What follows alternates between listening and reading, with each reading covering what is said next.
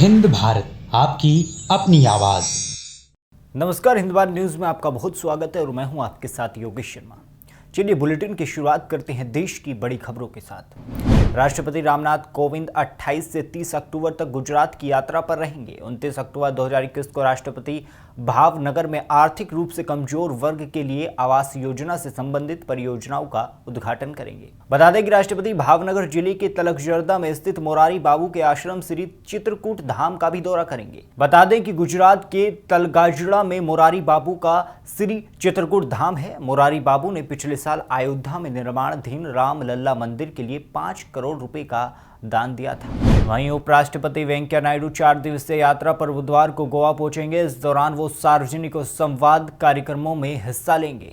राज्य सरकार के एक प्रवक्ता ने कहा कि नायडू ने डबलिम हवाई अड्डे से सटी INS हंस के बेस का दौरा किया और बाद में राजभवन गए, जहां वो अपनी यात्रा के दौरान ठहरेंगे। वहीं नई दिल्ली में लोकतंत्र को लेकर 3 दिवसीय राष्ट्रीय सम्मेलन का आयोजन किया गया है। इस अवसर पर केंद्रीय गृह मंत्री अमित शाह ने अपना संबोधन किया। उन्होंने कहा कि भारत की आज़ादी को 75 वर्ष हो गए हैं। जब हम आज़ाद हुए, हमारे देश की संविधान सभा बनी। संविधान सभा ने मल्टी पार्टी डेमोक्रेटिक सिस्टम को स्वीकार किया। बहुत सोच समझकर स्वीकार किया गया था, जो उचित फैसला था। इस दौरान उन्होंने विपक्ष पर भी निशाना साधा और कहा कि साल 2014 आते आते देश में राम राज की परिकल्पना ध्वस्त हो चुकी थी। वहीं रक्षा मंत्री राजनाथ सिंह ने बुधवार को दिल्ली में आर्मी कमांडरों की बैठक को संबोधित किया। आर्मी कमांडरों की बैठक साउथ ब्लॉक में हो रही है। भारतीय सेना के शीर्ष कमांडरों की 4 दिनों तक चलने वाली बैठक में वास्तविक नियंत्रण रेखा पर चीन के साथ लंबे समय से बने तनाव, जम्मू कश्मीर की स्थिति और सुरक्षा से जुड़े दूसरे मुद्दों पर इस बैठक में समीक्षा होगी। कहा गया है कि पूर्वी लद्दाख में चीन बॉर्डर पर संवेदनशील एरिया की स्थिति के अलावा जम्मू कश्मीर में हाल के दिनों में बढ़े आतंकी हमले को लेकर भी बैठक में खासतौर से चर्चा होनी है। वहीं कोरोना वायरस महामारी के खिलाफ टीकाकरण अभियान पूरे देश में तेज रफ्तार से आगे बढ़ रहा है। वहीं इस रफ्तार को और तेज करने की तैयारियां भी की जा रही हैं। इसी के तहत केंद्रीय स्वास्थ्य मंत्री मनसुख मंडाविया ने बुधवार को नई दिल्ली में सभी राज्यों और केंद्र शासित प्रदेशों के स्वास्थ्य मंत्रियों के साथ एक बैठक की। इस बैठक में कोविड-19 टीकाकरण अभियान के दायरे को और विस्तृत करने की योजना पर चर्चा की गई।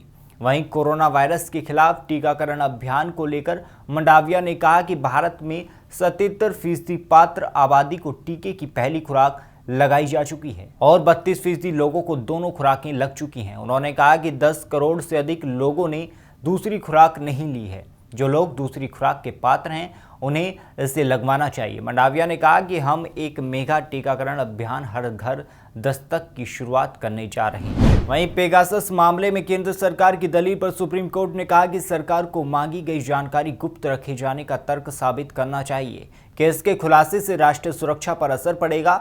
उसे अदालत के सामने रखे जाने वाले पक्ष को भी सही ठहराना चाहिए।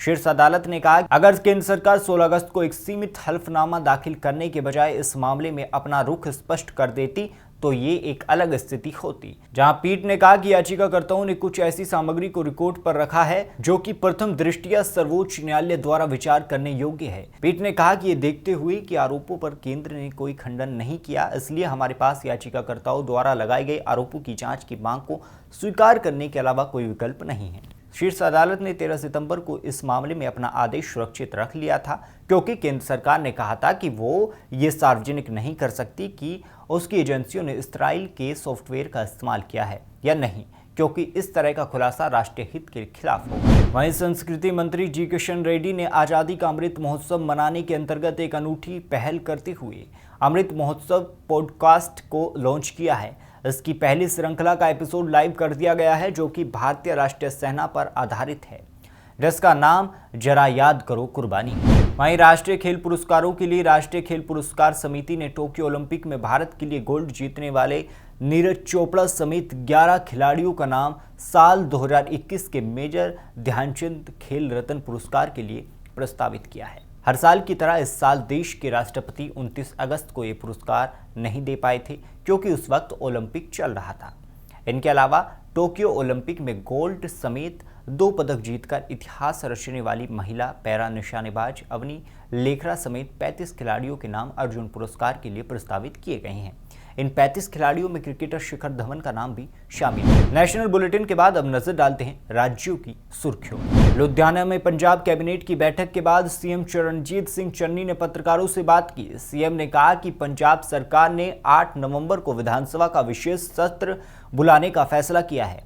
हम केंद्र से 8 नवंबर तक कृषि कानूनों को खत्म करने की मांग करते हैं, वरना हम विशेष सत्र में उन्हें खत्म कर देंगे। चन्नी ने कहा कि बीएसएफ की रेंज बढ़ाना हमारा अधिकार है। हमसे बिना पूछे इसे 15 किलोमीटर से 50 किलोमीटर किया गया है। सर्वदलीय बैठक में सभी ने कहा कि केंद्र के मंसूबे ठीक नहीं लग रहे हैं।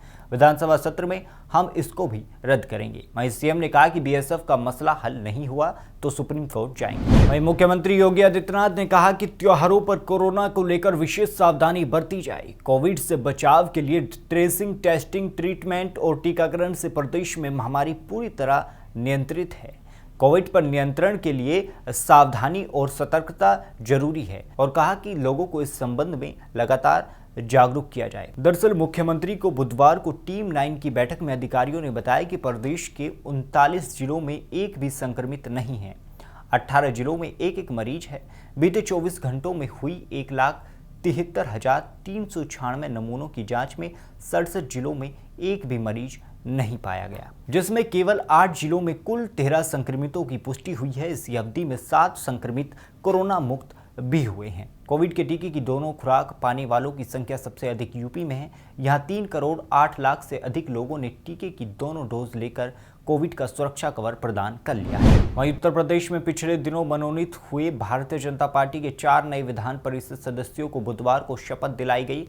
विधान भवन के राजश्री पुरुषोत्तम टंडन हॉल में शपथ विधान परिषद के सभापति कुंवर मानवेंद्र सिंह ने दिलाई।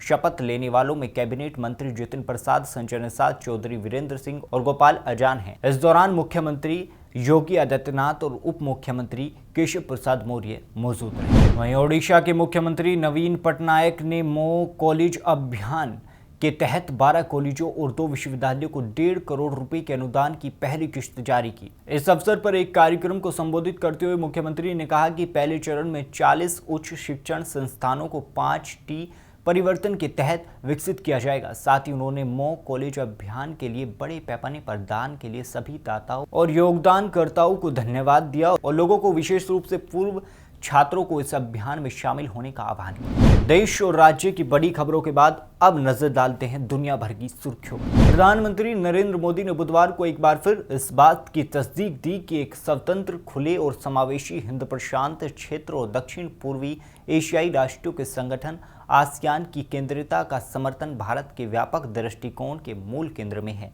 प्रधानमंत्री ने 16वें पूर्वी एशिया शिखर सम्मेलन में भी डिजिटल माध्यम से हिस्सा लेते हुए ये बात कही। इस सम्मेलन की मेजबानी ब्रुनेई के सुल्तान हसन अल बोलकिया कर रहे थे। पीएम ने कहा कि भारत बहुपक्षवाद के साझा मूल्यों के प्रति सम्मान, नियम आधारित अंतर्राष्ट्रीय व्यवस्था, अंतर्राष्ट्रीय कानून और सभी देशों की क्षेत्रीय एकता व सार्वभौमिकता के लिए प्रतिबद्ध है। उन्होंने एक ट्वीट में कहा कि ब्रुनेई द्वारा आयोजित 16वें पूर्वी एशिया शिखर सम्मेलन में वीडियो कॉन्फ्रेंस के माध्यम से शामिल हुआ एक स्वतंत्र, खुले और समावेशी हिंद प्रशांत क्षेत्र और दक्षिण पूर्वी एशियाई राष्ट्रों के संगठन आसियान की केंद्रीयता का समर्थन भारत के व्यापक दृष्टिकोण के मूल केंद्र में होने की बात दोहराई।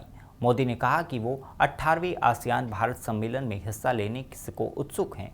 इस महत्वपूर्ण सम्मेलन में आसियान भारत राजनीतिक साझेदारी, कोविड-19 व स्वास्थ्य, व्यापार, शिक्षा व संपर्क सहित अन्य प्रमुख क्षेत्रों में कई प्रगति की समीक्षा की जाएगी। वहीं प्रधानमंत्री नरेंद्र मोदी आज 18वें आसियान भारत सम्मेलन को वीडियो लिंक के जरिए संबोधित करेंगे। इस दौरान दोनों पक्षों के बीच सामरिक साझेदारी की समीक्षा होगी। साथ ही कोरोना के बाद आर्थिक सुधारों के चलते व्यापार और निवेश के क्षेत्र में हुई प्रगति पर चर्चा होगी। 18वें आसियान भारत शिखर सम्मेलन कोरोना महामारी, व्यवसायों और अन्य मुद्दों पर केंद्रित होगा। इसके साथ ही सम्मेलन में रणनीतिक साझेदारी की स्थिति की समीक्षा, स्वास्थ्य, व्यापार और वाणिज्य, कनेक्टिविटी और शिक्षा व संस्कृति सहित प्रमुख क्षेत्रों में हुई प्रगति पर चर्चा होगी। कोरोना महामारी के बाद आर्थिक सुधार सहित महत्वपूर्ण क्षेत्रीय और अंतर्राष्ट्रीय विकास पर भी मंथन होगा। वहीं रक्षा मंत्री राजनाथ सिंह ने बुधवार को कहा कि आतंकवाद, मादक पदार्थों की तस्करी, समुद्री डकैती और जलवायु परिवर्तन जैसे गंभीर खतरों के बढ़ने के कारण ऐसे समय हिंद प्रशांत क्षेत्र में नई चुनौतियां उत्पन्न हो गई हैं।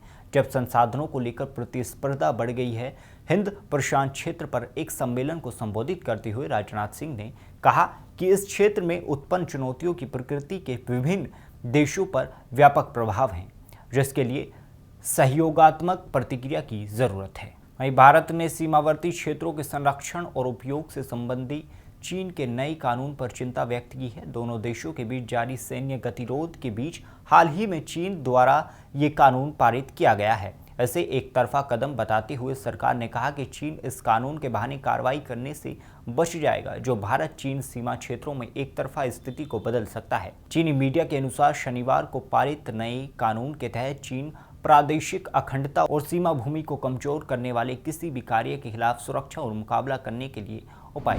वहीं स्कॉटलैंड के ग्लासगो शहर में इस महीने के अंत में संयुक्त राष्ट्र वैश्विक जलवायु सम्मेलन या कॉन्फ्रेंस ऑफ पार्टी 26 का आयोजन होने जा रहा है, जिसके लिए दुनिया भर के आमंत्रित नेता और पर्यावरण से जुड़े लोग तैयारियों में जुट गए हैं। सम्मेलन के दौरान दुनिया भर के नेता इस बात पर चर्चा करेंगे कि उनके देश में जलवायु परिवर्तन को बढ़ावा देने वाले ग्रीन हाउस गैस उत्सर्जन कैसे काम करेंगे। इसे लेकर अमेरिका की टफ्ट्स यूनिवर्सिटी की रेशेल काइट ने कुछ अहम बातें बताई हैं। वहीं प्रधानमंत्री नरेंद्र मोदी संयुक्त राष्ट्र जलवायु परिवर्तन सम्मेलन में हिस्सा लेने के लिए ब्रिटेन जाने वाले हैं। पीएम के इस दौरे के लिए तैयारियां जोरों शोरों से चल रही हैं। माना जा रहा है कि प्रधानमंत्री नरेंद्र मोदी का ये दौरा इटली में G20 सम्मेलन में उनके हिस्सा लेने के साथ ही होगा। हालांकि आधिकारिक तौर पर अभी इन दौरों को लेकर कोई ऐलान नहीं किया गया है। वहीं सूत्रों के मुताबिक प्रधानमंत्री नरेंद्र मोदी ब्रिटेन के ग्लासगो में आयोजित संयुक्त राष्ट्र जलवायु सम्मेलन के शुरुआत में भाग लेंगे।